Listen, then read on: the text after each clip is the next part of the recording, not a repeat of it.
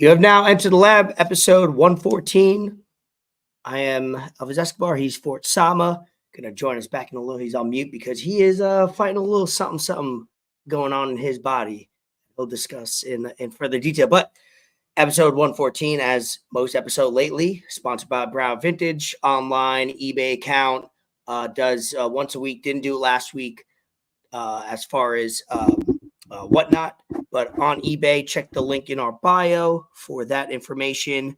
Men's, women's, kids, all types of clothing, whether it's throwback, whether it's from last year, that's like a pair of True Religions, whatever it is. It's go check it out. Great deals on shit. Now that it's spring training here in in baseball, a couple tees I got showed. Spring Subway Series 2000 Mets and Yankees throwback fire. Might have to keep that one on the low. Florida Marlins, you will like this. Fort, front and back. That's I have a shirt like that. I don't know where it is, but I have a shirt just like that one.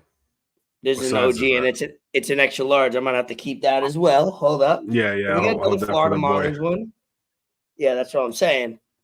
These are all originals from the looks of it. So those are shirts that probably will cost you on other sites and other eBay accounts, probably $150, $200 combined.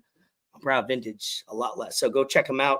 We do, we're not going to promise and oversay and underdeliver, but we are in the works of getting Ben Broward Vintage on the podcast next Monday. He's going to get set up with a proper mic and computer, so we have a quality episode. So hopefully that works out for us next week. But without further ado, obviously try to get us on YouTube to 200 subscribers, make it a whole number. End of every episode tonight, in the next couple hours, we'll have complete timestamps of everything we talk about so you can skip ahead. Audio, visual, whatever you need. Fort Sama, appreciate you for being on today on this Monday night. I know you've been fighting it, whatever you're going through.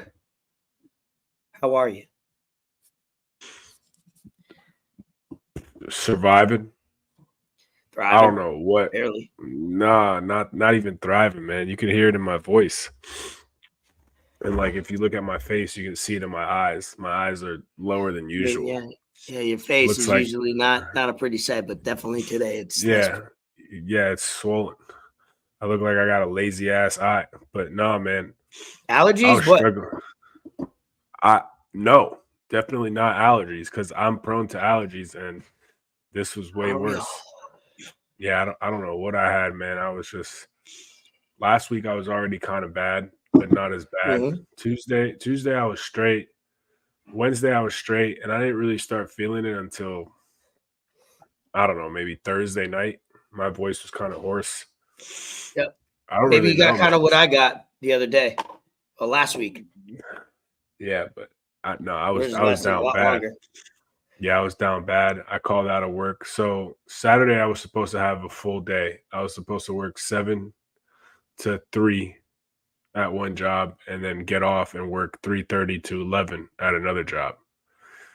And I wasn't trying to do all that. So I got my 7 to 3 p.m. shift covered. Some lady, shout out Suzanne, she didn't get enough hours during the week. So she's like, yeah, I'll cover your Saturday. I was like, cool, thanks.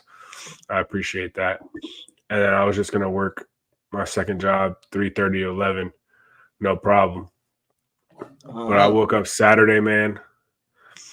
And Friday night I was bad. I was still working. It was bad. I sent you a picture on Saturday. I called out off of work. And when I worked, I'll share it here in a second. When I was at work yesterday. I'm trying to think when you sent that to me. Was I already... What day was that? Saturday? It was Saturday. Yeah, Saturday at like 2 p.m. maybe.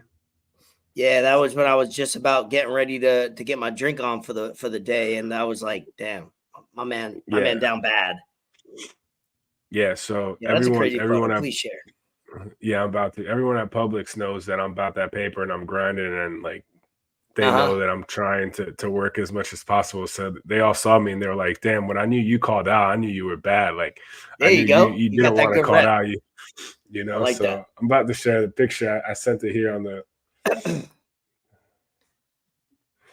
on the IG. I like that you have that rep of grinding already. So that's good to know. Yeah, That of course. once your coworkers think you're flaking early on, because a lot of people do that. They join jobs and they look for that first opportunity to get off or take off. So that's a Nah, plus. this is me Saturday, Bro, bro. oh I my was God. so bad.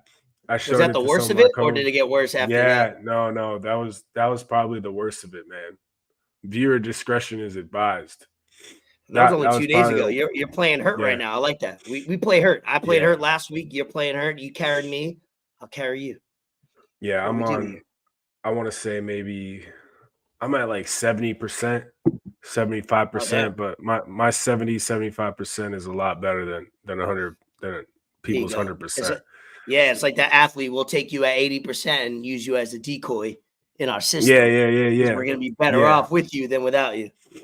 But Makes sense. no, Mike hooked me up. He had kind of the same thing with his eyes the last few weeks, and he gave me some eye cream, pause, and that shit helped a lot, like a lot. That shit, like, dude. And then the lady that took my shift on Saturday, she texted me. She's like, "I'm kind of pissed I took your shift. I guess someone shit mad nasty in the bathroom, but she didn't have to clean it." She's like, "I just can't stop thinking about it." I was like, "I'm glad you did because I'm struggling." And I sent her a Oh my picture, and she's God. like, "Hey, I have some antibiotics for you. Like, come get them." So she gave me some antibiotics. I took them that night at 8 p.m. and then took them again at 2 p.m. So I've been taking the antibiotics every 8 hours since Saturday night. I was barely staying up watching the fights, but between Mike hooking me up with the eye cream and the antibiotics, that's really what saved me. And I've been taking, like Halls for my throat, and I've been, You know what? popping Benadryl and shit like that. But You know what saved me that my mom fucking always swears immunity by, shots. and she's 35 in the game as far as being a nurse. She knows his Mucinex, because I get a lot when I get sick like that. I get a lot of like phlegm in nose, throat, whatever, and I can't get it out. And that Mucinex, I've been taking it. First of all, super expensive. I bought like Mucinex is actually expensive. it was like, not gonna lie, it was $30, but it was like 100 packs. So actually, it does work out to be good math. But that was the only pack they had. I took it the first 2 days. I took it once every 12 hours, cleared me up like instantly. So I will be using that Mucinex and then a little like sprays here and there. But we don't want to talk about your sickness for too long. That's not No, advantageous to it's our not the topic podcast. of this. Not No, upliving. Yeah, absolutely not. of course. People ain't tuning in to hear my fucking chronicles of being fucking sick. Not But this not at is all. the worst. This is the worst I've felt since COVID. Since I had Yeah, COVID, and that was there you go. And you didn't take February of 2020. and you didn't take a jab. So this is No, I'm just your good on that. body. I didn't Just sell my soul. there you go. Hey, well. Anyway, so yeah, appreciate you guys for tuning in. Of course, if you're listening this far, whether it's the next day on Tuesday on YouTube, definitely like our video. Subscribe if you don't, but also tell a friend that might enjoy us and want to hop on. We're looking for more guests. Obviously, it's been a work. Obviously, in the beginning of the year, everybody's grinding with work, and we do know a lot of entrepreneurs that are getting into the beginning of the year, so it's a little tough to get people on, clear their schedule, sport, so we'll get people more on more as we go along in the year. But yeah, share with your friends, and we'll get this podcast episode rolling. One thing I did want to bring on to you, and we'll go right off the bat because it's something in my household that has been going on for the last let's say week and a half. Have you heard the show Love is Blind on Netflix? So I've heard people talking about it. I've seen people tweeting about it and posting on it about social media, but I have not, and I will not tune in. Okay, so that's fair. You're a single dude. You don't have to watch it. Obviously, I live in a house With your with a wife? significant other. Yeah, so whether it's entertainment while I pass by while I'm eating food, and it is entertaining. Can I sit down for more than 10, 15 mintes of it? Absolutely not. Bree's Bro, been why you saying all lying, week. bro? You locked in It's on that shit. You glued to your couch. it's a it's a glorified shit show. I will say that. So it's funny because before this, I wanted to see the best way I could define it. So I went to Chat GPT because that's the best way to just be like, hey, what is Love is Blind? And it'll spit back a bio. So Love is Blind is a reality TV show where contestants go on dates in isolated pods, 15 and 15, so 15 women, 15 men, and can't see each other until they get engaged. The idea is to focus on the emotional connection rather than the physical appearances. So basically, you got a house full of 15 and 15. They go on dates, and they don't tell you the timeline. You just assume it's a couple days, maybe a couple weeks, and these people just talk to each other, and they don't see each other. All they could do is like have little hour dates, 30-minute dates, whatever it is, and they're just filtering through who they like and who they don't like, and then they continue to go on dates. And the only way you could see them is if you engage. You literally engage them. Not engage, but actually marry to engage them. So it is the funniest concept I've ever seen because it's the opposite of how I would live my life and how I did live my life to get to that point. But it's people love it. Women love it. If you're a man out there that happen to have a significant other, you pass by the TV like I do. I do consume it way too much. I will admit I have no shame in that. It is a crazy concept because you got the cameras, you got the social media. It's on Netflix. There's like 5 or 6 seasons now. People are going back. Bree's catching up on it. Dude, it is the wildest shit ever because you get to see how fake and phony people are saying all these things about love, and they'll tell each other like after 3 or 4 dates how much they love each other, and then they get engaged after talking for like under 10 hours. I bring this up because you're a single man. I'm married, so it's good to have the different sides of the spectrum here. Could you see yourself going on a show where you date only verbally to 15 women, narrow it down, and then find yourself in a position enough where you the only way to see them is to get engaged, and then you meet them, and then you meet their family, and then it goes down from there? Can you see yourself going, maybe not on the scale of a show, but can you even see yourself in that situation where you think you could find love? Love is Blind?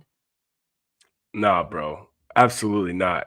And I'm not even gonna this isn't even a hot take or anything, but looks isn't everything, of course. But it's a lot. But yeah, but it to each his also own, to each his own, because looks are a thing to each individual. So you're not talking like everybody's got to be a 10 and not whatever scale you view it on. I wouldn't even want a 10. Preference. I wouldn't even want a 10. That's way too high That's maintenance. what I'm saying. That's way too high maintenance. The higher the number, the more the crazy goes. The pros don't outweigh exactly. Yeah, the pros don't outweigh the cons. But no, man, honestly, nah, I couldn't do that. I need to definitely see what someone looks like. I mean, maybe go out with them a few times, but I'm not gonna get myself in a commitment of that big as getting engaged to someone before even seeing them. That's just crazy. And I don't even think that's for real. I just think it's a show. There's no way they're following through with that, dog. Have you ever done no way. Have you ever done something, obviously not now because it's social media, you could get somebody's social media. Have you ever done something like a blind date or something where maybe you don't see all of them, or maybe you see one picture or a couple photos? Because I think back in the day I did it like when I was in my teens. Have you ever gone on like a blind date where you know the very minimum of somebody, but you're in a situation where it's a double date? Yeah, or like I would say with with dating apps nowadays. Yeah. Women essentially that's a blind date nowadays. Yeah, people putting the best of the best photos up on there, and that's not true. Women are posting their best of the best. They're not posting, their regular, sweatpants, hair tied, chilling with no makeup on, like Drake said, type pictures on there. There's very few girls that are going to post, very few women that are going to post stuff like that. And the especially more on a dating app. And the more just here up means, that might be. Yeah. Right. Exactly. No I need to see either like full body picture of you with your family. It doesn't have to just be you. It could just be you with your friends or something like that. But yeah, 9 times out of 10, if it's just a face picture, she's a little more curvy than not. Which there's no problem in that. There's no problem with that. Absolutely not. But yeah, I mean, I've been on a few dates where I didn't really know what the girl or the woman looked like to a full extent. But I haven't. I never like walked out of it or left. There was one time I did do that. I walked Walk out out? and left. I called my brother. I was like, "Yo, I need you to call me right now and tell me to Oh, come no, pick you yeah, I up, mean, bro." I think every male has been on the opposite end of that I was where like, "You women need to have do done this that to for me us right somehow. now, man." Like, Yeah. and it wasn't even mostly because of her, to be honest. She was with a couple, and she didn't really tell me about that first. And I get there, and it's like just already an awkward exchange, meeting two other people that I didn't expect to be meeting, and then I'm with her, and then it already looks like it's a double date type thing, and I wasn't trying to do that. If I'm meeting you for the first time, I'd rather it just be you. Uh-huh. Yeah, because then So that was that's yeah. twofold. You could either have, like, the anchor of another couple Mhm. people to talk to so it's not awkward, or you could just get right to the point Well, and then, figure it out. because then she could be acting a different way if she's with two people Uh-huh. instead of with herself. I get it. She could have been more comfortable with people she knows than just with me. I get that, but we're already like out in an open area with bars and downtown and whatnot, so it's already pretty public. But yeah, like I mean, we got to the first spot and I just wasn't feeling it at all. I called David. I was like, "Yo, please call me in like 7 minutes and be like, hey, like I'm about to get kicked out of this bar. I need you to come scoop "Hey, I me." just got hit by a car. Come scoop me real quick. I need you. Some of the I'm not." most extreme situations possible. Yeah, yeah, yeah. It's like, yo, my boy Because called you me. know He it's a just lie got every bit by a single time. dog. You know it's a lie every single time. Like, nobody gets Yeah. a call randomly at, like, less than 1% in your daily life, and then you happen to have it on a date, that one call, so you always know it's a lie. The reason why I brought it up is, and I wanted to see your take because you're not going to watch it, which is fine, and you probably shouldn't waste your brain cells because my brain cells uh, get lesser every time I watch it. But the reason why this went viral a little bit with girls is that one girl, she did say, like, somebody, she offered the information of what she looks like, and she was like, yeah, some people say I kind of have the eyes and the hair or something like that, the features of Megan Fox. And then Buddy, when he heard it, his eyes lit up and this and that. I But she bet. was but I watched the actual footage of it, and it was like she only suggested that some features of her were like Megan Fox, not that she looked like Megan Fox. And she was a poor man's woman, Megan Fox, as I She was like a to Dollar say. General Megan Fox. Yeah, no, yeah, she had some features that look like Megan Fox. I'm not Oh talking shit. 2024 Megan Fox with all the BS that she has going on in her face, but I'm talking like the 2012 or Transformers version, and she did a little bit, but all Buddy heard was that name, and then basically it was all downhill from there. He engaged her, seeing each other, and you could just tell it was awkward. They went through most of it or all of it. It's just funny to see how we could make these shows and people will just get addicted to it and binge watch it and watch it, and it's all entertainment. I mean, we've all grown up with shows on a similar level to that, where it was reality shows and just dating shows, and it's been going on for decades. We're not the first generation to create dating shows, but it's amazing to just see these people like just lie and say you use the word love and how they want to spend forever together after knowing each other for a total of, like, if you add up all the hours, probably 2 days. It's insane because I live the literal opposite lifestyle with even when if it's with my friends, I'm not all buddy buddy with you when I first meet you. It takes you time. Same thing with my wife. It took time, and it's just crazy to see these shows that I tell Brie all the time. I'm like, I think people are going to watch a show in their 20s and think this is the way I got to do it, whether it's men or women. Like, side, if I see her and fall in love, I got to propose right away, and that's never the way. That's never the proper setup for long term, in my opinion. Hey, you never know. I Love is wild. mean, you could kind of say love is blind to an extent. I feel like the phrase more says is more so when you're actually in love with someone or you think you're in love with someone. It could be Think. lust, it could be whatever. You think that you love this person and that's it. You kind of have horse blinders. I don't think it really means like, oh, love is blind, where you just don't worry about what that person looks like or you don't care what they look like before you meet them or whatever. I think it more says Uh, that you're just really doing whatever, some shit that you may do that you don't normally do because of that person or for that person because you think you are in love with them. I think that's more so how the phrase is. At least that's how I perceive it, in my opinion. But I don't really care, bro. I don't care what anyone says. Looks is super important. It's not the most important thing. I'll take personality more than looks. I think maybe 7 times out of 10. She's got to be Yeah. like super bad, like super super bad. But always, honestly, the super super bad chick's probably ain't even gonna notice me because I'm not super super bad myself. So it doesn't matter. I gotta self-awareness is hot these days. So that's yeah. Pause. That's a good sign. You know, sometimes you got to Yeah. be hyper aware of thyself before you want to I criticize somebody I else. gotta For sure. shoot. I gotta shoot when I'm open, man. I can't be Yeah, thinking yeah, I'm yeah. Steph Curry when I'm really Kwame Brown.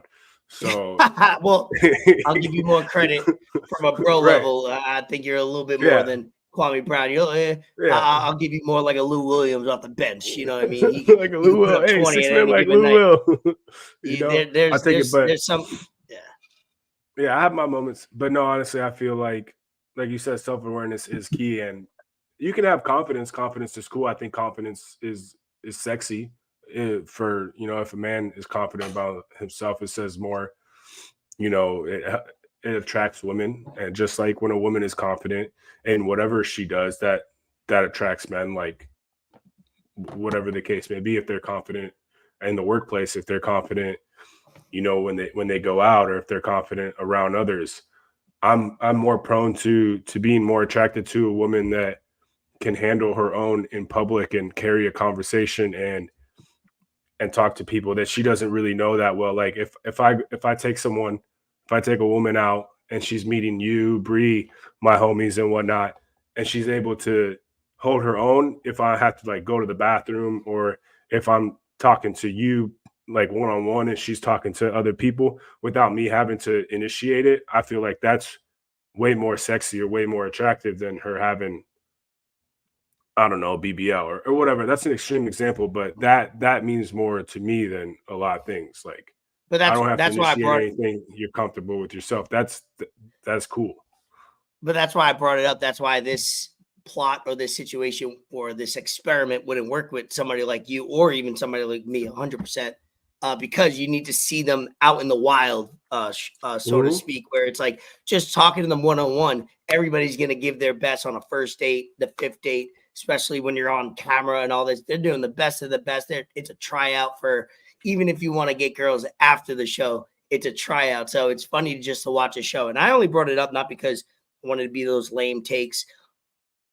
I bring it up because I've seen enough of the show and I want to see your take on the concept. And now you're in the dating game. So I wanted to see your perspective on the concept of that experiment, because that's what they keep talking about, is how can people feel love literally blind, just talking to somebody and commit to them right off the bat. And it's all bullshit. So just having some Yeah, fun it's because definitely bullshit in my opinion. People aren't doing that, bro. it's That's a entertaining. show. I don't think anyone in their right mind is gonna go out and and partake in something like that seriously. No, 100%. Yeah. I mean, man, I've seen similar though in real life. I've seen people maybe not get engaged. I've seen people get engaged very fast within a year or two without living with each other and stuff like that. And I even think that's crazy. But all I know is if I'm invited to that wedding, you better, and I give a gift, you better be staying together a lot longer, because I'm not in 4 years. I'm not doing this all again and giving you another gift. So everybody, good. I don't know anything about the show, but I just typed in "Love Is Blind" Megan Fox on Twitter, and this is a tweet. It says Jimmy on "Love Is Blind" when Chelsea looks nothing like Megan Fox, and it's a Drewski skit. Dude. What the fuck? What the fuck? That wasn't his reaction, but when you watch humans for a living, which I've done as far as interacting in sales and all that, you could tell when somebody's over smiling or overdoing it, you could tell that somebody's not with it. So it's that show is taking social media and Netflix is killing it with that. But did you one thing that I had written down early in the week as far as what I watch and kind of what was going on with social media. I had people over on Saturday and myself, Dylan Bree, Vito, we all watch Saturday Night Live, maybe clips. We don't really tune in all the time. I've been watching Saturday Night Live since I was, probably 9-10 years old, from the old footage in the 80s and 90s. And then I watch it live every Saturday. That was kind of like when you're young, what else you got to watch before, like in being involved with sports. I watched Saturday Night Live all the time. And this was the first Saturday Night Live that I watched live at the time. UFC was going on. So we basically had a Saturday Night Live party because Shane Gillis was on it. And he's one of my favorite comedians, young. The story about him is that he, for those that don't know, he got hired in 2019 to be on Saturday Night Live. They did some background on him. Actually, I could show you, I could send you a clip and I want you to play it just to set the motion of it because he'll probably tell it better than I would. And I'll send it to you now while I quickly describe. I'm Spanish, man. Saturday nights I watch Sábado Gigante, bro. That's what I watched. I didn't watch Saturday Night Live. That's some white people stuff. Yeah, I mean, back in the day, it was legendary because you basically got to see people that were up and coming that eventually they would get their own either show or movie, not at the Roxbury. Obviously, there's so many. Jim Carrey was on Saturday Night Live. Like, that's where he started, I believe. That's where he got popular. I may be wrong, though. Yeah, I'm going to send it to you now because I want you to play the clip of him explaining it. I did bookmark the tweet I saw about his monologue on Saturday Night Live, and I started watching some of it, but it was just at the same time of the UFC card, so I've been meaning to go back and watch it, but I've been sick and I was working, so that's what we did. We had two TVs on, and we had the UFC, and then we paused it because I was recording it. Probably can't find it. Oh, maybe I can. No, I can't. Fuck. I wish I probably should have had it pulled up. I'll try to find it during, but basically he got hired and fired within literally a week because Saturday Night Live did some vetting.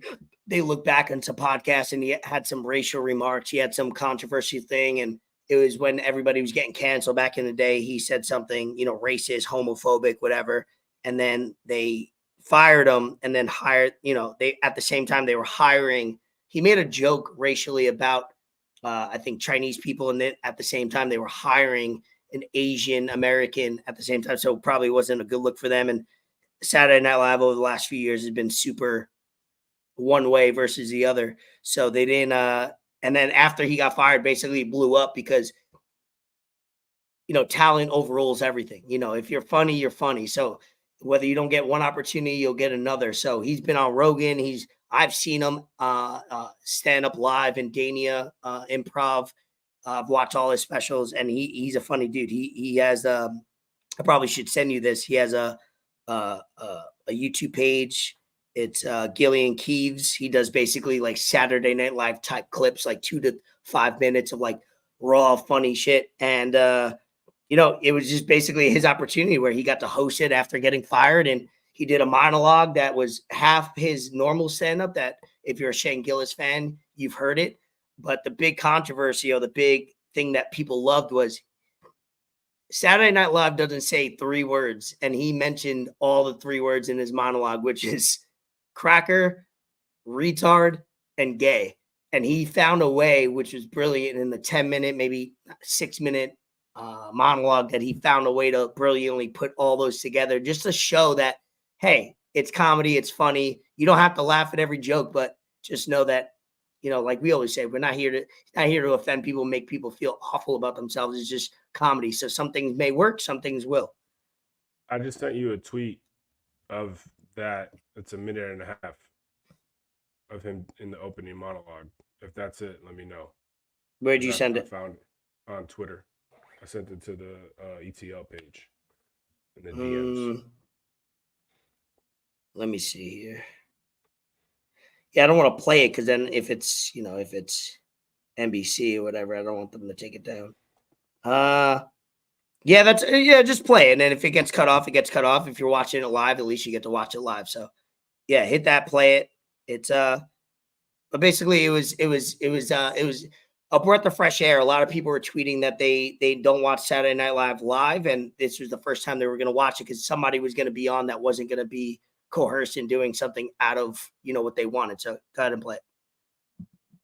Story's good because he was talking about how like he has a couple jokes that he talks about uh Down syndrome people, and he's like, we always look at Down syndrome people and look, not pun intended, like down on them in a certain way. And he's always telling them like he has somebody in his family that is, and he's always like, they're the most happiest people ever. And he has a good jokes, and some people don't like it, but it just teaches you, in my way of like understanding a joke, he's showing that they're people too, and they shouldn't be treated any different. And they're also so happy because they're almost to a blessing. They're unaware of some of the things that go on in the world. They're just happy with what's going on right then, right now. So that joke is set up that his I think his sister adopted some black kids and also has a Down syndrome daughter, something like that.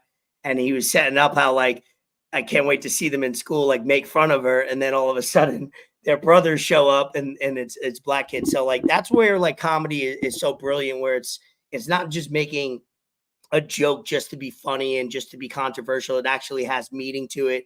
It has some, in his family, and he could actually relate to it.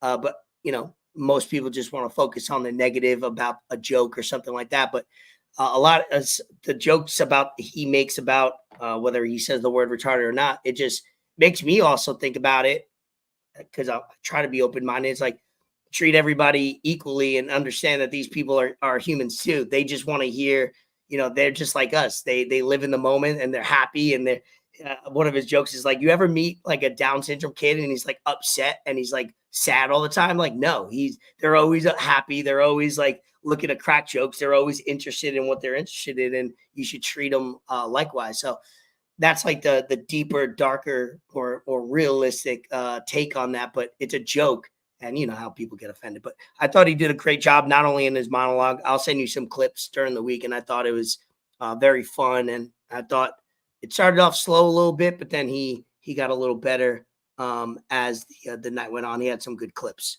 Yeah, so I enjoyed it. Yeah, no, I bookmarked it, the monologue, and I've been meaning to watch it. I just haven't watched it. Yeah, I'm probably gonna search it on YouTube once we get off. Yeah, it's worth it. There's some clips I'll send you. There was one that was that didn't make the show, but it was definitely the funniest skit, and it didn't make the show. It was like a 3-minute skit. I'll send you when we log off. Yeah, I seen he did something with wearing the new Trump shoes. Something about Biden. That was funny. Yeah, that was good. And then he did. Because he's on a Liberty Mutual. Yeah, Liberty Mutual was the one that didn't make the cut, but the Trump one was good because it's always been affiliated. It's funny because it's like, oh, he's a Trump guy, this and that. No, like whether he likes him or not, or politically or personally, it doesn't matter. But he does a good Trump impression, and he's a smart. He knows about history, knows about politics, so he's not somebody that's just saying things without some background or something like that. But I could go on and on about it. Do you have what service do you have on your phone? You a Verizon guy? No, I had Verizon for a while while I was working Metro there. PCS? No, and then I had T-Mobile, but no, I dog. It's funny you asked me that because I've been wanting to talk about it for a while, but I just didn't know how to bring it up. I have this shit called Helium Mobile. It runs off of T-Mobile towers. See, you know more about that than I could, so I can't even make fun of it. So you're probably more educated than I'll ever be. It's a phone service, and it's based on a crypto token called Helium, and it uses T-Mobile towers. I have unlimited internet. I have unlimited calls and texts, and pretty much what they want to do is they want to build a phone network with the crypto token Helium, and what they do is they pay you in their token mobile when you turn on your location, you're driving around, going to places or whatnot to help strengthen their network, help make it better, to wherever that it may need.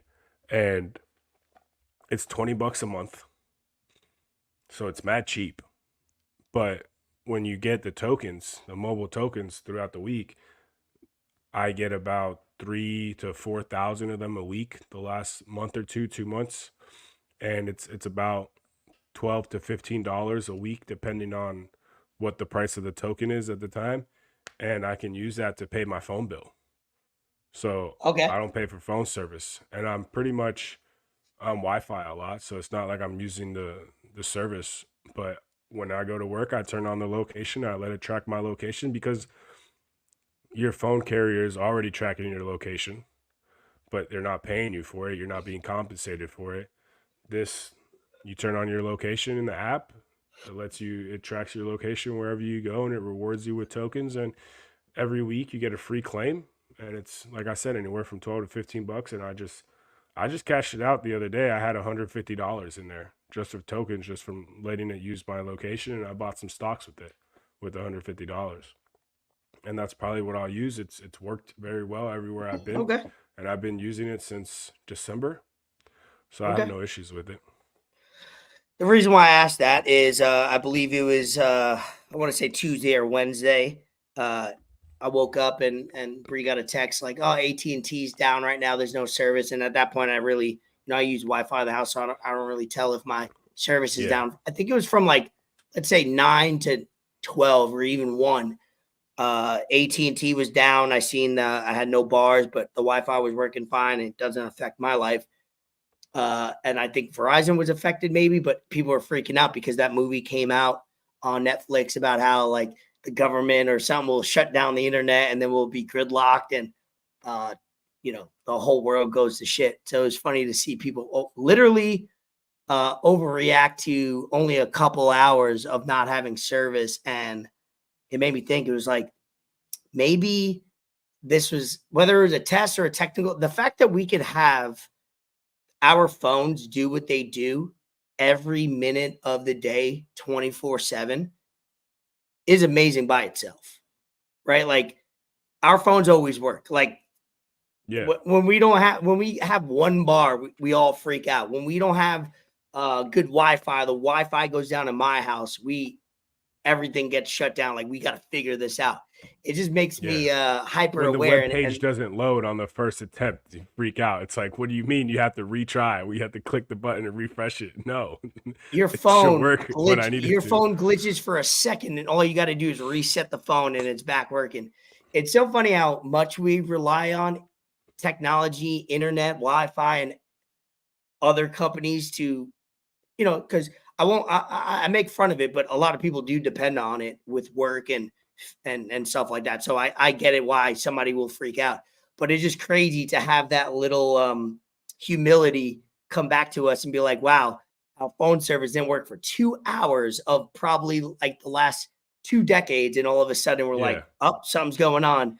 Conspiracy theorists and all that out there. So basically AT&T, Verizon, I got a text from AT&T. Sorry, the other day we were down for a little bit, yada, yada, yada. Everybody was like, I hope we get everybody was like, I hope we get compensated. In my head, I'm like, dude, the fact that my phone works when I want it to, like 99.9% of the time is probably more than I could ask for. So people are asking, you'll get your credit of what, $2.50. Like, what are you talking about? So you weren't affected by any of that, right? No, this was what, last Tuesday? Yeah, I think Thursday. Tuesday or Wednesday. I lose track of the days. Yeah.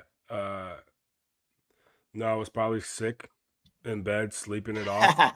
So I probably didn't realize, but like you said, I'm always on Wi-Fi. It didn't affect my Wi-Fi. So yeah, I didn't really notice anything. I have a video here of them talking about it. I could share it. But no, I wasn't affected. Good morning, Oklahoma. Maybe you're looking at your phone and it's saying SOS. What's going on? My husband had that this morning and he's freaking out. And I was like, did you do your phone updates? No, this is all happening at 3 a.m. Yeah, so we did that. Coming to work. He's not the only one, guys. If you're experiencing that, it may be a result of space weather. Okay, I'm going to do my best to explain what's going on. Let's go ahead and take a look. So there was a strong solar flare event that happened just after midnight, and they actually captured an image of it right here, okay? I had to look up this scale. I wish I knew everything about space weather. That's a whole different specialty. But R3, that's for radio communications. It's on a scale of 1 to 5, and 3 is pretty bad. That means it impacts radio communications for a few hours after this happens. And so right now that could be impacting some of our technology. And sadly, we're entering a solar maximum where we're going to see more and more solar storms, solar flares. And it's never happened in this time of human history where we're relying on technology like we have never before. So interesting time. Hopefully they'll fix it. But the good news is, at least when you're on Wi-Fi, you should be able to still text and call people, right? Wow. But Wi-Fi, there is an effect on radio. It peaked right after midnight. And there you go. A flare is an eruption of energy. You have these electromagnetic waves shooting towards the Earth at the speed of light. So it's almost immediate impact on the light side of Earth where the sun lights up. Right. And I'm done with this lady. The fact that this doesn't, I don't understand anything she said, and I don't think she understands what she said. No. The fact that that doesn't happen every day, every week, every month is mind blowing by me. I'm a little bit more objective about this, where technology is so crazy where I could literally have somebody, you could go to China today and I could FaceTime you the entire time you travel to China. Literally, you could get on a plane, FaceTime me, get the Wi-Fi, and we could just FaceTime the. That's insane enough. The fact that something would ever happen, whether it was on their fault or what she said was real, is mind blowing to me, because I will never understand any of it. So the fact that my phone works a lot is, I'm grateful. What's pretty funny is when I worked at Verizon a few years back, Verizon had an outage, and we all knew about it. Everyone working, we knew about it because they told us. And they actually told us that would have been an annoying customer service was. Yeah, so they actually told us not to tell the customers about the outage. They're like, customers are going to come in, they're going to be complaining that their phones aren't working. Don't tell them we have an outage, because one, we don't want them to be like, oh, Verizon sucks, they're having outages. Yeah, switch. Yeah. It's not gonna. We're gonna sound unreliable. And two, and that's all they preach. They preach on reliability. Yeah, exactly. Yeah, and two, it sounds shitty, but we can use this outage as a way to sell them a new phone, get them to upgrade, get them to add a new line, get them to add a tablet as a sales pitch. Hey, okay, your phone's not working. Oh well, guess what? You actually have an upgrade available. Have you thought about upgrading in the last few weeks or whatnot? We have this promo, and then start your whole spiel and go from there. So they told us, hey, don't let them know we have an outage. It's going to work towards your favor. We don't want customers being upset. They're paying hundreds of dollars for a phone bill that's supposed to work all the time when they need it, and now you're going to let them know we have an outage? No, some people are going to get upset and go somewhere else right away. That one little thing could upset people and have them switch their phone carrier, and now we just lost a customer. So that's why I'm always big on knowing.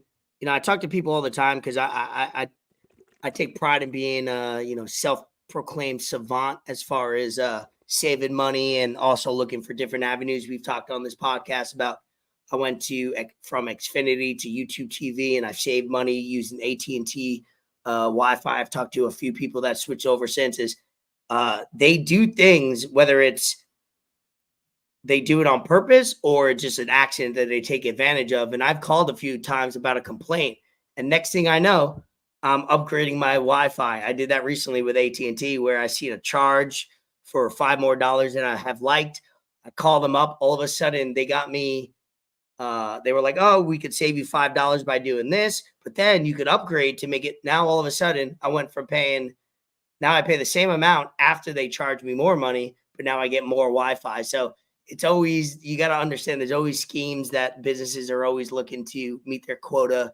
And I'm glad you shared that, because you know a lot more from the front lines of salesmanship as far as getting people to upgrade and take advantage of either a bad situation that happens, that's out of their control, and take advantage of it, or something that they might manipulate to boost some sales. So it happens, and you got to be smart. You got to always. Isn't that what sales is all about? Oh, 100%. That's what sales is all about. Capitalizing on bad situation and good situation. You think all these cars are having recalls for no reason? No. Get you in the shop. Okay, so, all of a sudden your tires are looking a little low. The tread on your oil change. When's the last time you got your oil change? It's been a while, right? Because most people don't maintain that stuff. All of a sudden, you came in for a free recall, and now you're spending $500, $1,000 on things. Let's trade your car. Let's trade your car, and we get you a new car. You don't pay anything out the door, and now you keep your monthly payment the same. No, of course, obviously that's careful. That's sales from a cell phone, because that's the same thing I would tell customers. Oh, hey, you're going to trade this phone in because it's not working right. You're going to get a $300, $400 credit. It's going to be like $12 to $15 a month, and your monthly bill is not even going to go up. You're actually going to save money. But guess what? Now, instead of only having 6 payments left on your phone, now you have a whole 24-month payment plan on your new phone. It's the same thing with the car. They do a recall. Oh, we'll trade your car in, no problem. Maybe you had like a year or two left. Now you're paying 5 years for a new car, 6 years, however much you get finance for. That's all why it is. I've been in sales for over 10 years, and it's natural for anybody to say no. And I've been through it face to face, over the phone, in every which way. I take that approach of always saying no before I say yes, because I'll always need an opportunity to think about it, especially with a car where I won't know everything, and I don't. I buy a nice car for the reason I usually buy new cars leasing wise, so I don't have to think about it. Usually by the time the car gets to the point where they have to start messing up, I trade it in and I get a new one. Right now I'm in a situation where I actually have to think about what my options are, because the market is a little different than when I first got it. But I always like to say no before, because I always know as a salesperson, they're always trying to get you on some BS. They're always trying to get you on some bullshit to make themselves more money, which, hey, that's their job as a company. And it's also your job, or your knowing, to simply just say, no, I'll think about it, or I'll come back right now when I know more. Right now, in my job, we're taking donations for a local food bank, Second Harvest, and it was, what was it, Friday? Yeah, Friday they started, and they told me about it, and immediately I started thinking of a way to, my salesman kicked in. Like, how can I, not even, I don't know if we're gonna get anything, who gets the most donations, but my competitive spirit got fired up, and I'm like, how can I get the most donations? How can I make it to where more people are saying yes, that they're going to donate, than no? Law of averages. Not even ask everybody, every customer, every time. So I started I was like, I'm not going to ask them if they want to donate, because when you ask them, when you give them an option, more people are going to say no. It's just like when I was selling phones with accessories, it's like, you don't ask someone if they want a case or screen protector. You give them options. Hey, which case would you like? Which screen protector would you like? Do you want the 3-foot charger? Do you want the 6-foot charger? You don't ask them if they want one or not, because people are going to say no, and they're going to be like, oh, I could get it somewhere else or whatnot. You want to keep it in house. So I was like, oh, I could just tell you, how much would you like to donate? But being where I work, we're running a donation for X, Y, and Z. How much would you want to donate today? Yeah. If they say no, I'm good. Perfect, no problem. So I started asking a few people, and one dude said, he's like, I'm not asking them if they want to. I'm kind of appealing to their heart or whatnot. He's like, would you be so kind to donate? I'm like, oh, I like that. That's good. So I've been using that, and that works. I'd be like, oh, would you be so kind? And then if they're still like, whatnot, I'll be like, oh, if anything, we could just round it up to the next dollar to make it an even flat number for you at the door today. And that works a lot. But how much would you like to donate? That's good. That's worked for me. So yeah, I mean, in sales, you don't really want to ask people stuff. You kind of just want to give them, not assuming, like, to the point where you don't give them an option. Yeah, it's kind of like I call it like a soft sale or soft close, where it's like, you're not giving them an option, but you're not also like drilling them with like, you don't have an option to say no. Of course you do, but you're just phrasing it in a way. It's funny because anytime at Publix that they have something going on, or basically anywhere, whether it's Roundup, and I like to say my better half has made me a better person, where I used to always say no, but I'm pretty much every time say yes to round up, always say yes. And also, would you like to make a donation? But bare minimum, what I could do is $1. $1 doesn't affect me at all. So the way I like to do it is, that shit comes back. You live in a karma state of mind. You give a little bit. Sometimes you get a little bit, whatever the case. I'll always, and I watch some people at Publix, like the lady in front of me will be asked, hey, would you like to donate? And they'll be like, no, I'm good. And then I'll go up to the register and I'm ready for them to say, would you like to donate? And they don't. And I'm like, see, you just lost a donation right there. Cause I would have said yes, no matter what. Yeah. So it's just funny to see how, like, obviously in Publix, like a cashier, they don't have that salesman mentality where it's like, it doesn't really affect their job too much. So they're just doing it just to get their manager off the back. But it's just funny that the next person would have been that yes that you probably asked 3 people prior. It takes 4 seconds. It takes 4 seconds. I got a nice little spiel to it because, I like to add a twist to things and add my own way of doing things because I've got a lot of experience in it and it's worked for me. My manager was like, "Oh, thank you for asking. We appreciate it." I'm like, "Yeah, it's part of my job. Like, I'm just doing what I have to do, But it's cool, man. I think, like you said, it's a numbers game. The more people you ask, the more donations you're gonna get. If you don't ask, you're not gonna get any. But it's fun, and that's how sales is, bro. That's how sales is. And we both been in sales for a long time. We've both had wide array of sales experience. So I'm glad we have that in common. I want you to we mentioned it before with Shane Gillis. Bring up the I want to show a picture of this because I want to just see it again. Bring up the picture of the Trump sneakers. Because at first I thought it was a lie. I thought it was just like an internet thing, and then it turns out it was actually a real thing. Not gonna lie, these things are kind of fire. They're high tops, gold those things, bro. What? You are not gonna rock them. There's a lot of things I wouldn't rock for reasons because it's like I'm not that person, and I'm not gonna do all that. But that doesn't mean I don't like them, right? There's a lot of I like Lamborghinis. I might have a couple funds to buy some, but that doesn't mean I'm gonna buy it. So I can like a lot of things, like a window shop, but unbiasedly, I thought they were fire. Oh, you have the tape. Wow. A lot of emotion. There's a lot of emotion in this room. Thank you. So the really nice thing is we have lines, and I want to thank Chase and I want to thank Alan. But we have, wow. So you can't really a lot of emotion. Well, they have a picture. Look up a picture of them. That's I think I seen that one quick with the sneakers on first, so I didn't know they were real until I seen like a clip of him actually holding them. Let me see the sides. They are kind of fire, not gonna lie. Now you're gonna start seeing a lot of. This is the first look at Trump's shoes right here. Pause Let me it. see the right sides. There. Donald Trump has his own shoe. Tell me about those a little bit. You know anything about it? These right here, the friends and family. There's only 50 pairs made right here. All gold. You got the gold lace tips as well. Super fire. And low key, they're actually very comfortable. First ever Trump shoes. Nah, it was funny because like I said, we're not bringing this up for political reasons. We're just having fun with what goes on in the news. And obviously, as this podcast goes on for the next 6 months, because a lot of politicking will happen in the next 6 months with the voting happening in November. We'll cover it to an extent, but we're not going to cover it as a political way. We're going to cover it as a funny way, topics, and we'll discuss things and we'll try to make fun of it or have some fun with things that are brought up. We definitely don't want to persuade you in any way. That's not what I would ever do. Not only on this podcast, I think we can both agree, but even in personal life.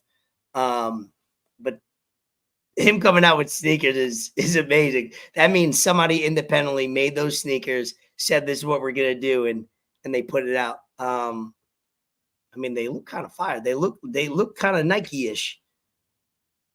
They look like some Jordan 1s, dog. Right? That's what I'm saying. Like they look like some like high-end Jordan 1s that are limited. So just wanted to bring up a picture because I wanted to see it again because we brought it up earlier. Before we go into, some sport topics here and there, anything random entertainment wise on your end that you didn't write down or send to me that you could think of? Nah, there was some military dude today. I think his name was Adam. Hold on, let me double check my info today.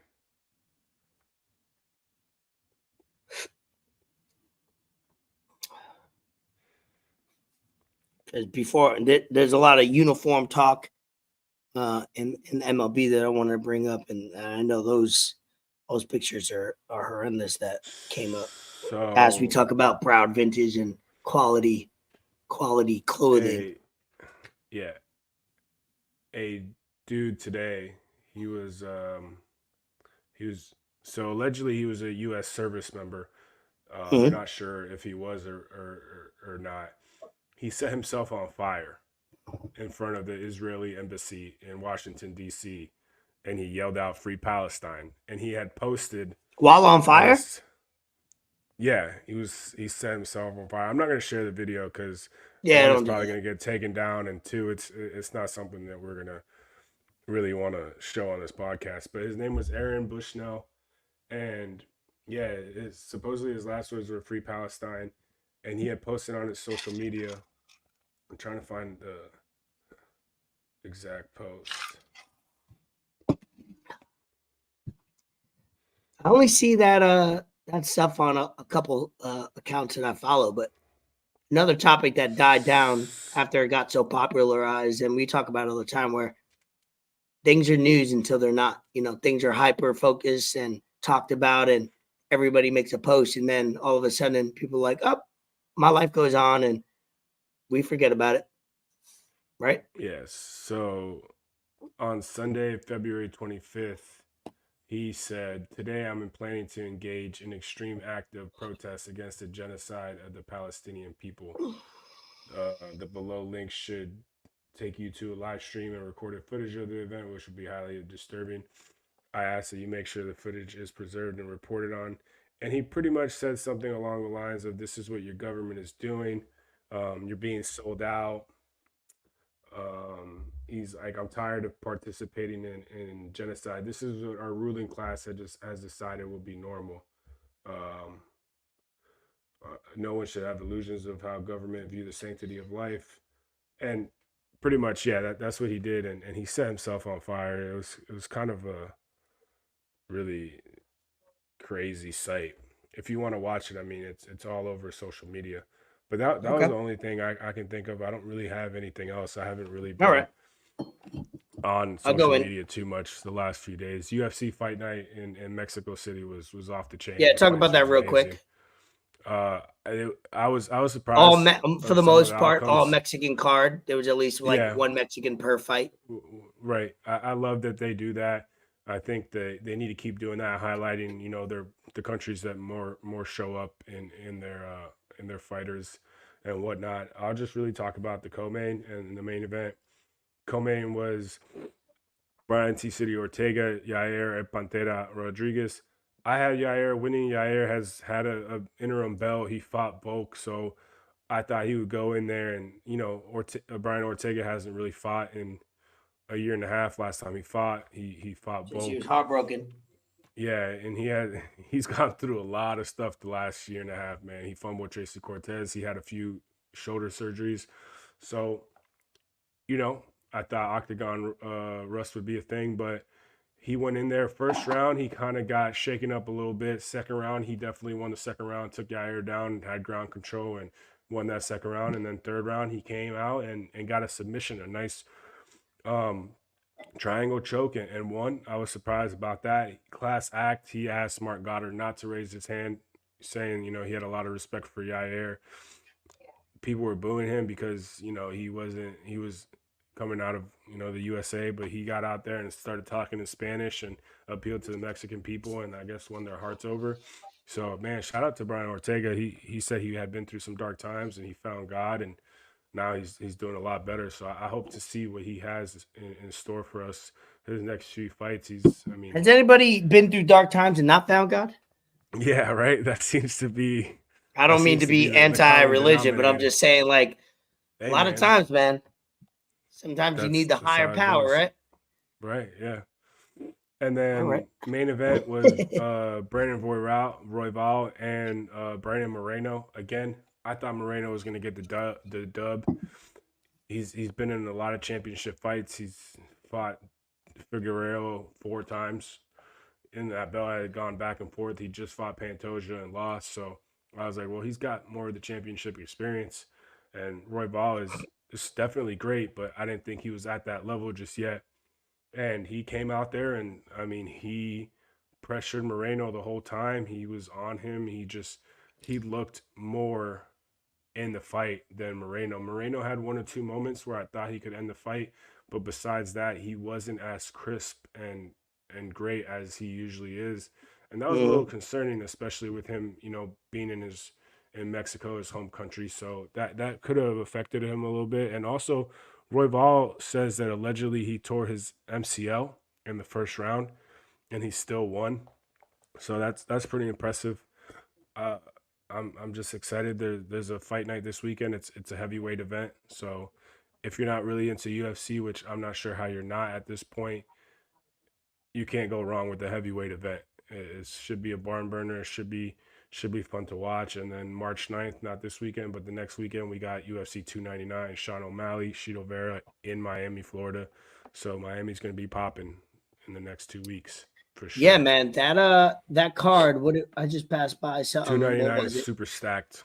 If you can't make it, because prices are crazy, but definitely want to be in Miami that weekend for sure, because it's going to be off the chain. I could pull up the card and share it on the screen real quick. Yeah, show that next card, because the next 2 cards are obviously insane for everybody that loves UFC. And if you don't have to love it if you're just a casual. And like I said, there's no football happening on Sundays anymore, no football on the weekends. And, baseball's starting up, which, is every day. So that kind of gets old quick. I love baseball every single day. Basketball gets, and hockey is getting into the playoffs over the next couple months. But why wouldn't you want to have people over and hang out and watch people try to kill each other, men and women? So go ahead. Yeah, these are the prelims. I'm not too familiar with these people right here, but Michael Pereira is good. This Poland guy is pretty good. Those are the early prelims, and then you got the prelims. Pedro Munoz is a beast. RDA is a GOAT, former champ. Gamrot is crazy good. Macy Barber, she's been fighting really well. Caitlin Sermonera, man, this is the top 6 matchup right here. This is a fight. Curtis Blades is a dog. Blades. Man. Yeah, I've seen him fight a few times. He's nasty. That's the feature prelim against Jalton Almeida. Man, this guy is crazy knockout power. This is the beginning of the main card. Wow, that's a first fight of the main card. That's crazy. You got Porter Young and Song Yadong. If you haven't seen Song Yadong fight, go on YouTube and search Song Yadong versus Chito Vera. That fight was crazy. Song Yadong versus Rock Font was a great fight too. Then you got Gilbert Burns against Jack Della Maddalena. Man, I love Gilbert Burns. This is going to be one of his toughest fights to date. I mean, he fought. Shout out IHP. IHP. This is going to be a great fight. It's a pick'em -110. JDM can box his ass off. Then this is probably going to be my favorite fight besides Gilbert Burns, because I'm a huge Gilbert Burns fan and the IHP ties. But Kevin Holland versus Michael Venom Page. Michael Venom Page is making his UFC debut. This guy is like 21-3 in his MMA career. He's fucking electric in everything he's done. Just go on YouTube and just look up some Michael Page fights if you're not too familiar with him. He's fighting the perfect guy for his UFC debut. Everyone loves Kevin Holland. This is going to be a crazy fight. I think they're just going to scrap it out. They might not even go to the ground. It's going to be awesome. Man, Dustin Poirier, he trains down in South Florida against Benoit Saint Denis. I think he is also an IHP guy, BSD. Don't quote me on that, but Diamond Hands versus BSD, man, this is going to be insane. It should be a lot of fun. And then main event, Sean O'Malley versus Chito Vera. I mean, you can't script it any better. You really can't. Dana White just he knocked the socks off with this one. He really did. And that's 2 Saturdays from now.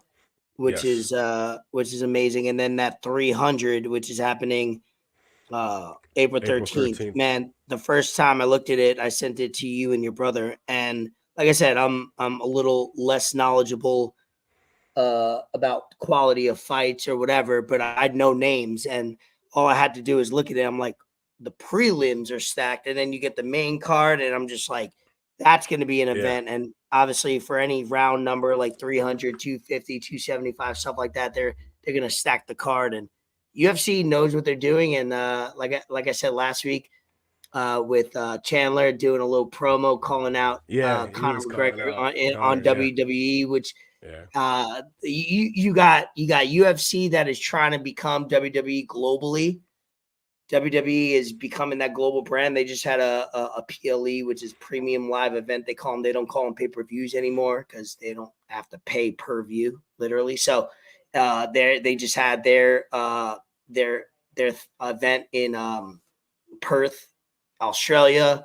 They have a couple other live events in other countries. So those two companies, I'm telling you, bro, they're gonna feed off each other, and they're not even in the first year of it yet. They're in the first under 6 months of cross promotions and stuff like that. So we're gonna have a lot of fun because at the end of the day, a lot of promotions will only hype you up and a lot of talk, but when people get in, UFC, they get in that cage, it's one thing, and when they fight, all that talk don't mean anything.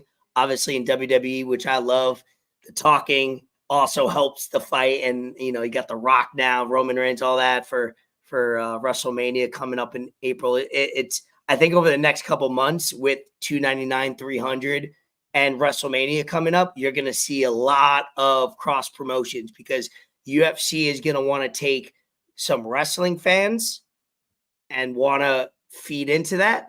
And because it only benefits both companies. And then I believe that the same thing will happen in WWE. They're going to want to take some UFC fans. I'm not saying all. I'm not saying, usually to each his own. You either like real combat, face-to-face, fucking unplugged fighting, or you like the entertainment and the storylines of. But I think both of them are a perfect relationship. Yeah, you can't go wrong with either. It's the best relationship. It's the best of both, bro. It's such the best of both worlds because what UFC wants to be promotion-wise, WWE is, and then what WWE wants to be is obviously, we don't use the F word in my house, the FAKE word, but they do everything that UFC wants to do as far as promotion, make it an event, take over an entire city for a weekend. So I think over the next couple months, we're going to see both companies be on the top of their game. So I'm very excited about 300. We'll get into 300 down the road. Some quick things in sports. The Kansas City Chiefs signed a punter, Matt Ariza. Ariza. That was the punter that allegedly, and we used this when it broke out like 2 years ago, that he was involved in some. Whether he did it or not, it was proven that somebody lied. He was involved in some type of sexual assault with a group of guys on a lady, and it turned out, in court, it turned out that it wasn't true. He was exonerated, and now he's signed with a team. And I think a guy that is under that much scrutiny, the only team or one of the few teams you could sign is with a winning team where you're not the focal point. You're not going to be asked that many questions. You might get some questions in the beginning of camp, and then it's all business from there. So shout out that. If it's true that none of it was true and this guy was just under, false allegations, then he deserves to have an opportunity. Messi, the MLS started, got their first dub the first night right here, 3 miles away from me. Got their first dub. They tied against LA, so MLS is starting. We're not probably going to talk about that unless Messi going ham and winning MVP of that. The MLB uniforms. Have you seen any of these uniforms or what the controversy is within that? Because I'm big on unis. I'm big on logos. I'm big on changes. You're talking about the preseason uniforms, like the Fanatics uniforms that they've been. I'm talking about on Twitter. They're. It's not even the preseason. So basically, MLB just signed Nike, and Nike signed MLB. What was it, 2 years ago? And obviously it takes a couple years to get new uniforms, new jerseys. So the thing with MLB uniforms is that they're stitched, they're quality, maybe they're a little heavy. Nike went ahead and asked some players, what do you prefer? They prefer lighter on the thing. So basically, Fanatics, Nike, MLB, in short, teamed up, and they created a cheaper alternative for an authentic jersey that not only looks cheap, feels cheap, and then they're selling the jersey for the same, if not more money than they were with an embroidered patch. You know how you got a patch embroidered for it, like you've seen that shit. And they're ironed on now, just like the if you buy an NBA jersey, they're ironed on. And it basically, in my opinion, because I'm a snob for uniforms and logos and stuff like that, I might not buy all of them, but I'm definitely up on that. They chose the easy way out of cheap, and it sucks because the numbers are smaller. The embroidering isn't as quality. I don't know if you could pull up a photo. You could go on Twitter and just have fun with that. But MLB's got a lot of pushback against how could you lessen the quality of a uniform or a jersey that you're going to sell to your consumers. I get why you're doing it for the players, but then you're going to sell to your consumers and sell it as much or even more, and it's a lesser product. So shout out Broward Vintage, because Broward Vintage is about to make a lot of money in the retro game, because all those jerseys that we have that we're going to start selling on eBay is probably going to go up in money. You can pull up anything. Just the number, the names are smaller. They look cheap. They look like shout out DHgate. That is DHgate, baby. DHgate is a company, in China that you could buy jerseys, and I'll promote the shit out of them because I got a couple good quality jerseys from them, and they probably made so much money over the last month only because people are like, DHgate jerseys look way better than what the MLB is saying, right? That's a perfect example right there. Pull that up bigger. Right there, that's the difference. And you can just see the quality difference. That to the right looks like a poorly done DHgate Uni. Meanwhile, you could probably order that same jersey from DHgate from China for $15, probably get a better quality jersey. So MLB, if you're a fan of baseball and want to buy a baseball jersey, I suggest don't buy it this year. The only way to tell these companies, Nike, Fanatics, MLB, is whatever they try to do, whatever they think they're trying to do to make quality jerseys or whatever they have in mind, just don't buy them. Don't purchase any jersey. Don't do it. Let their sales tank. Let all the jersey sales plummet, and then you'll really see, some change. Nope. Aside, the materials were better when Reebok was there. I mean, really? Listen, I think Nike was phenomenal. They have started to go very cheap. Interesting. And I wear Nike cleats that they stopped making 10 years ago. I don't wear any of the new Nike cleats. The jerseys, listen, that's all you have to hear. This is Jason Kelce, not Shaq is a trusted source, and he's worn probably it all. Professional athlete, yeah.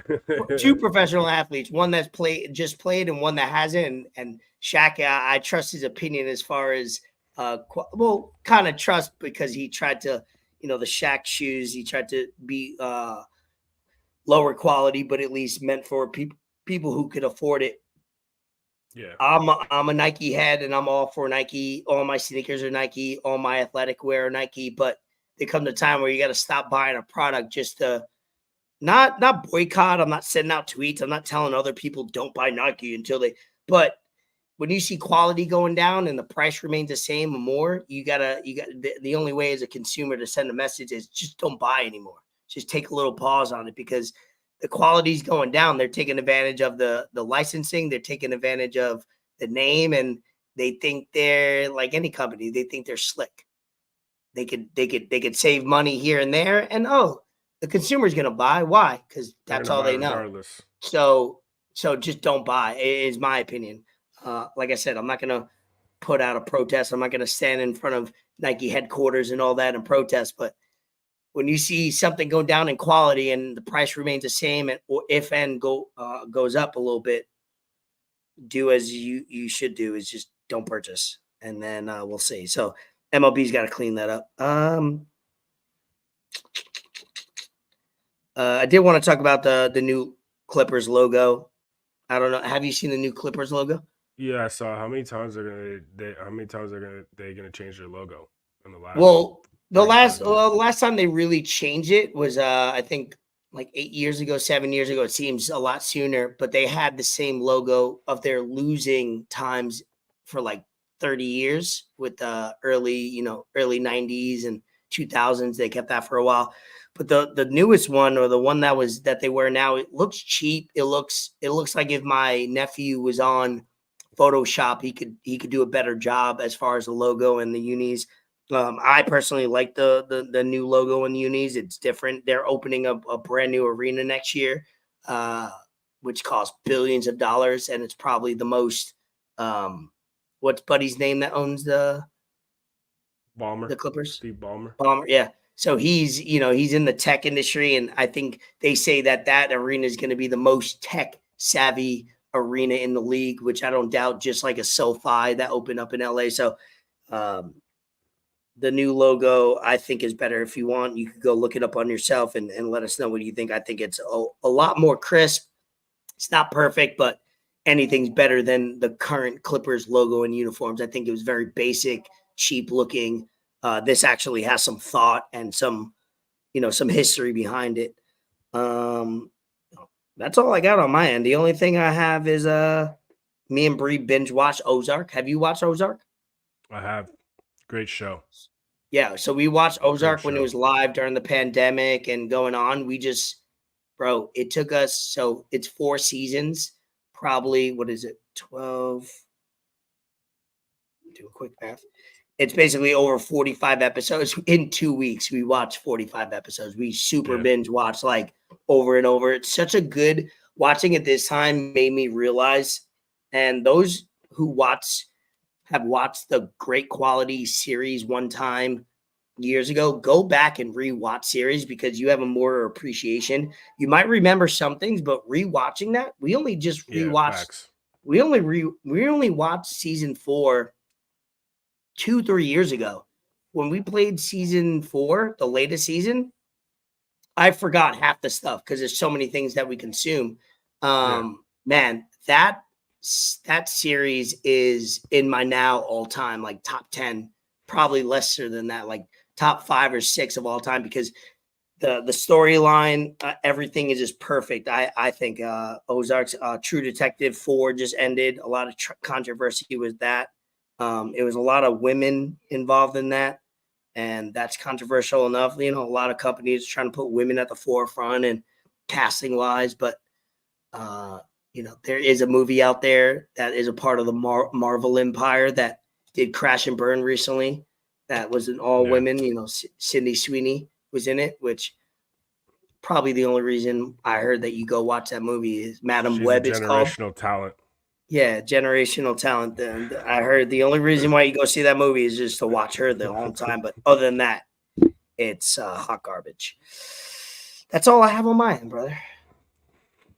Hey, bring me some backwoods up out of there, homie, and a cup of ice, and some rubber bands up out of there too, homie. Are you go real fast sitting outside the corner store? You're gonna be in the car. Ain't got no business being out here in this area. What are you reading? If it ain't one thing, it's a motherfucking another. We You got trapped the together, Fast and and that's Furious my opening motherfucking line? brother. Yeah, I pay her bills and buy her designer. Yeah. But I don't know. You're gonna be in the state of Florida this week? She just play her part when it's time to smuggle. I pull up that bag and pick up rubber. I got a sweet tooth, but I stay away from suckers. Man, I fuck her in rush hour traffic, Chris Tucker. Everybody screaming, gang, gang, gang. Them folks come and get you, you gonna tell on the whole gang. She said, can I fuck you with my diamond chain? If it ain't the bank, then I'm on the plane. About to go get some money or go spend some money. They stopped me in the airport, had too many Benjis on me. They don't want you to ball. All right, well, I think Ford has taken too many antihistamines. They don't want you to live. They don't want you to ball. He's drugged up. They smile on your face, then they pray for you to fall. We apologize for him. Don't worry, we're wrapping this episode up right now. Young fella, stay focused. But I really want to crash. Okay. Think about where you at. Okay. Think about your past. Okay. Yeah, I really came from shit, but I won't change for shit. My fellas say I'm stuck in my ways. My wrists have been getting paid. All right, we'll end it on that. Shout out. Episode 114. 100 shots. You gonna keep on? Nah, you can end it whenever. That song is just one of my favorite songs. We'll end it here. We will. No promises. See you this weekend, baby. Oh yeah, that's see you this weekend, baby. You made me forget what I was. Baby. Don't wear that Yankee hat around me. I'm gonna slap it out your dome, bitch. I'll have some Broward vintage for you. I'll have some Broward vintage. So yeah, hopefully I will see you this weekend. Yeah. Nice. Yeah. All right, cool. Episode 114, Elvis Escobar, Fort Sama, Enter the Lab, Exit the Lab, Broward Vintage. Follow us, subscribe, all that. Tell a friend. Appreciate y'all. Peace.